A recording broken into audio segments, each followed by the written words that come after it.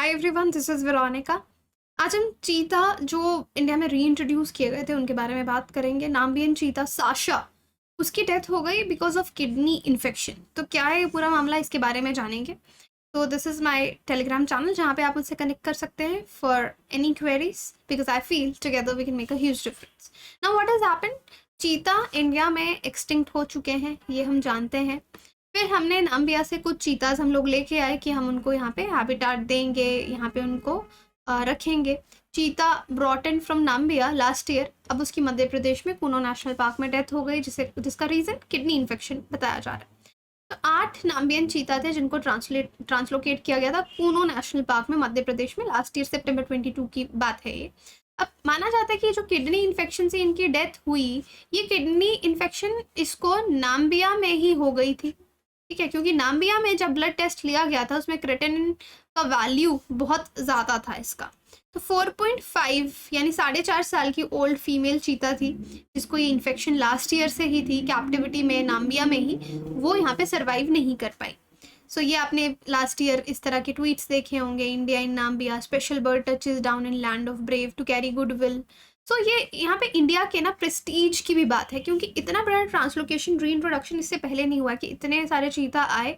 अब उनको सर्वाइव करवाना, अडाप्ट करवाना इंडिया की रिस्पॉन्सिबिलिटी है।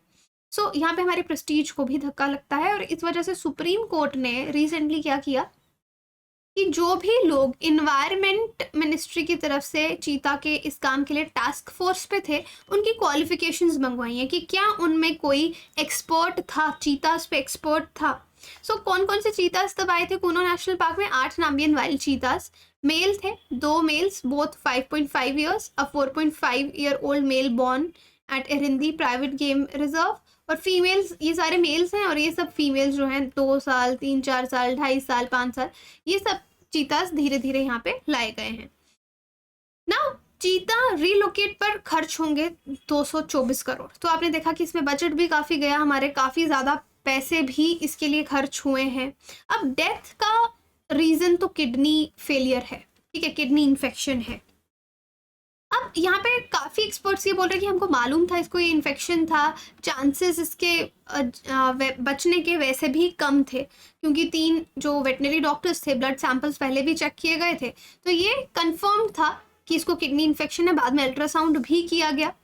Now wild life institute of India के जो साइंटिस्ट हैं उन्होंने चीता कंजर्वेशन फंड नाम्बिया को भी कांटेक्ट किया इसका ट्रीटमेंट हिस्ट्री, साशा का ट्रीटमेंट हिस्ट्री जानने के लिए कि इसको अगर पहले इन्फेक्शन था, आपने किस तरह से ट्रीटमेंट किया। तो तब उनको कॉल करके वहाँ पे पता चला कि इसको पहले ही इन्फेक्शन था, इंडिया आने से पहले ही इन्फेक्शन था। एनिमल का क्रेटिनिन लेवल जो था वो 400 के आसपास था, जिसका ये मतलब है कि that is a poor indicator of kidney, मतलब कि इन्फेक्शन, किडनी फंक्शन कम हो रहा है उसका। तो यहाँ पे लारी मार्कर एक कंजर्वेशन फंड से वो बोलती हैं कि हमको मालूम था कि इसको ये है और उसके चांसेस के सर्वाइवल कम थे।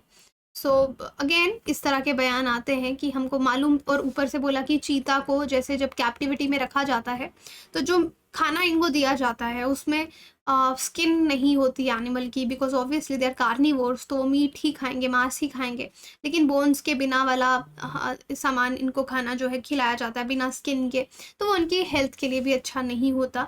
और ऊपर से एक स्टार्ट हमको मिलता है जो बोलता है कि जो अफ्रीकन चीते हैं इनके ज़्यादातर बच्चे मर जाते हैं, नहीं बच पाते। अगर 100 बच्चे हैं तो उनमें से 5 ही बड़े होने तक जिंदा रहते हैं। और अफ्रीका में जो रिसर्च हुई चीतों पर, वहाँ पे पता चलता है कि सर्वाइवल रेट सिर्फ 36% है।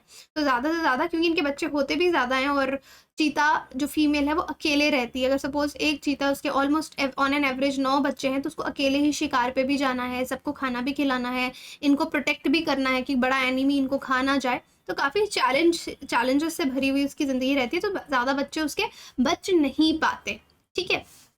अब चीता का स्टेटस अगर आप देखेंगे, earlier this month 2 of the 8 Namibian cheetahs, male cheetah Oban and female चीता आशा, इनको वाइल्ड में रिलीज कर दिया गया, एक मेल और एक फीमेल को, क्योंकि देखा गया बहुत अच्छे से हंटिंग कर रहे हैं, मेटिंग भी कर रहे हैं, ब्रीडिंग भी कर रहे हैं, तो now they are ready to be release to the wild. तो इनको वाइल्ड में रिलीज कर दिया गया बिकॉज एक्सेप्शनल हंटर्स, और दे वर बिलीव्ड टू बी मेटिंग।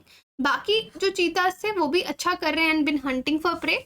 अब देखेंगे आगे क्या किया जाएगा। यूनियन मिनिस्ट्री जो इन्वायरमेंट की है, हमारी union ministry for environment, forest and climate change, Bhupendra Yadav के अंदर मिनिस्टर जो हैं, यूनियन मिनिस्टर हमारे हैं Bhupendra Yadav ji, they released 12 more cheetahs brought from South Africa to Kuno National Park February 18 इस साल की बात है। तो टोटल आपके 20 बिग कैट्स हो गए हैं। तो बहुत बड़ा प्रोजेक्ट है, इसलिए सुप्रीम कोर्ट ने भी इसमें इंटरवीन किया है। बट आपको भी ये चीज़ समझनी होगी कि री इंट्रोडक्शंस ये हमारा एक एक्सपेरिमेंट ही था। अभी जैसे बात चल रही है कि इंडिया से टाइगर कंबोडिया भेजे जाएंगे क्योंकि वहाँ पे रीजनली एक्सटिंक्ट हो चुके हैं, फंक्शनली एक्सटिंक्ट हो चुके हैं। और अब क्योंकि कभी वहाँ पे टाइगर थे, टाइगर रेंज कंट्रीज़ में कंबोडिया आता है, तो प्रॉबेबली वहाँ पे हैबिटेट में शायद वो सर्वाइव कर जाए। लेकिन अगर ये चीता री इंट्रोडक्शन प्लान, हमको भी अभी श्योरिटी नहीं है, प्रोजेक्शंस ही हैं कि सर्वाइव करेंगे। क्योंकि किसी भी एनिमल को आप नई जगह लेके जाते हो, वहाँ के नेटिव स्पीशीज़ कैसे हैं, वहाँ का प्रे बेस कैसा है, प्रे प्रीडेटर रिलेशनशिप कैसा है, वहाँ के इकोसिस्टम में एडजस्ट कर पाएंगे या नहीं कर पाएंगे, बहुत से फैक्टर्स जो हैं वो इसके लिए रिस्पॉन्सिबल होते हैं। तो नाउ धीरे धीरे पता चलेगा। अब चलो साशा का यहाँ पे डेथ हुआ जिसका रीज़न तो किडनी इन्फेक्शन बताया जा रहा है, बट आगे आने वाले समय में देखना होगा कि ये 20 जो चीता आए हैं, क्या ये आगे रिप्रोड्यूस करके नंबर इंक्रीज करेंगे चीता का या नहीं एडजस्ट हो पाएंगे इंडिया में। और सेम चीज़ अब कंबोडिया में भी सोची जा रही है, अभी कुछ डिसाइड नहीं हुआ है, टॉक्स चल रही हैं टाइगर्स को भेजने के लिए। नाउ लेट्स सी कब वो न्यूज़ आती है, उसको हम आगे कवर करेंगे। अदरवाइज एक बार पहले हम उसको कवर कर चुके हैं। बाकी आप अपनी तैयारी हमारे साथ कर सकते हैं। वीरो यूपीएससी इज माई कोड, और अभी फिलहाल 43% ऑफ चल रहा है। That is the huge discount right now. और सबसे बढ़िया बात है इस 43% डिस्काउंट की कि अगर आप प्रीलिम्स क्लियर करते हैं तो मेंस प्रेप के लिए अनअकैडमी आपका रहने और खाने का खर्चा उठाएगी। That is our QEP program. पर 2 साल से कम का अगर आप सब्सक्रिप्शन लेंगे तो 25% ऑफ मिलेगा। 2 साल से ज़्यादा का लेंगे तो you will get 43% of. RM batch 30th को शुरू हो रहा है, यू कैन ज्वाइन इट। 2026 के लिए जो बच्चे प्रिपेयर कर रहे हैं, 3 साल का क्यूरेटेड प्रोग्राम कॉलेज स्टूडेंट्स के लिए 30th से आ रहा है, you can join that also. आप EMI पे कोर्सेज ले सकते हो, 0% EMI है। और इनकेस ऑफलाइन पढ़ना चाहें तो ऑफलाइन भी सेम कोड यूज़ करके you can take admission. Thank you so much.